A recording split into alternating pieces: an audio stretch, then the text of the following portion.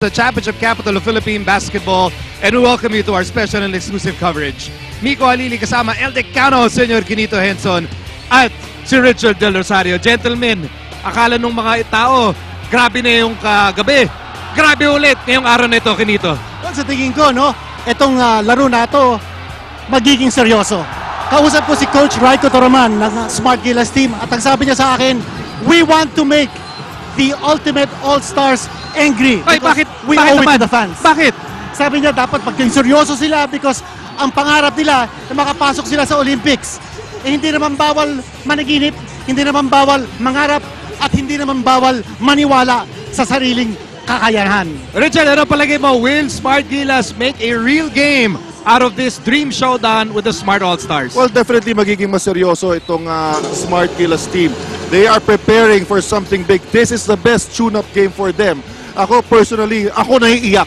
I am choked with emotion. Bakit ka naiiyak? Kasi hindi ko naman napuntahan sila Kobe dyan sa Amerika para panoorin sila maglaro. Sila Derrick Rose, no?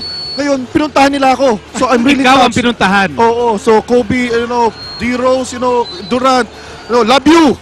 Thank you for coming. Hindi mo nakakaiyak. Alam niyo po, mga kapatid, marami pong naiyak kagabi dito sa Smart Araneta Coliseum with the images that they saw, with the highlights na kanilang na-witness, with the beauties and the bombshells and the big bosses. Kumpleto po ang mga naganap kagabi.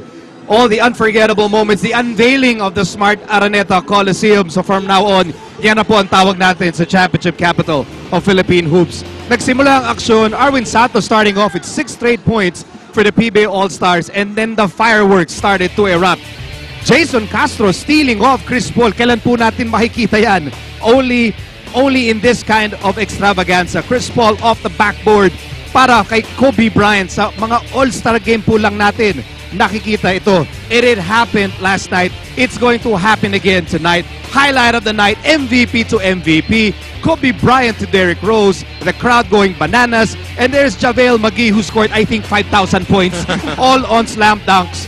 Kagabi, he was the star of the show. And JaVale McGee, 7-foot unstoppable monster.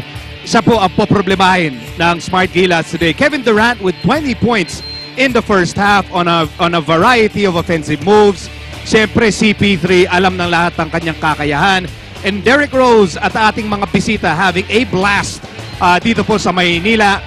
At sinabi nila yan sa kanilang mga Twitter account. Nakita yan sa kanilang mga muka. And Quinito, I think everyone came out a winner last night. The fans, the PBA All-Stars, and the Smart All-Stars. Dapat lang because Miko, Richard, nung tinignan ko yung kasaysayan ng mga basketball players na galing sa ibang bansa na dumadagsa dito sa atong bayan. Since 1974, nangyayari na yun. But this year, ito na sa tingin ko, ang pinaka most glittering array of star-studded casts ever to come sa ating bansa. Kalain niyo ba?